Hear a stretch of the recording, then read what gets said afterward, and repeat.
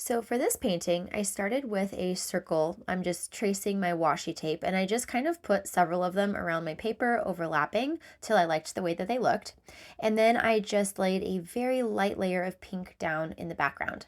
Then I took blue and I filled in those circles. I put a dot of water up in the upper left-hand corner to kind of represent a highlight. Not anything specific, just a little dot of water, and that was it. Let those dry before I went ahead and filled in the ones that were overlapping so that they didn't bleed into one another. I want them to be distinct circles. Then when I was finished filling all of those in, I took a white Jelly Roll pen. I used a number 10 so that it would glide easier over the paper, and I just filled the circles in with more circles. I did some that were big, some that were medium, and some that were small. I think that this piece is a really good representation of how a very, very simple pattern repeated over and over can lead to a stunning effect. I just love the way this looks at the end, even though it's really just circles.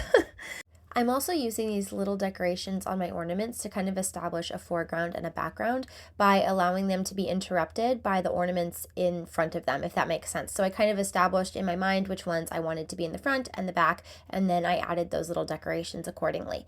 When I was done with that, I used a black micron pen to do a little hanger and thread up to the top of the page to hang my ornaments. And then I took some gold ink and I just did a few dots here or there around the ornaments, and then I added a little freehand bow on the string. Once again, kind of painting in front of the ornaments that are in the background, and that just gave this piece a little bit of depth.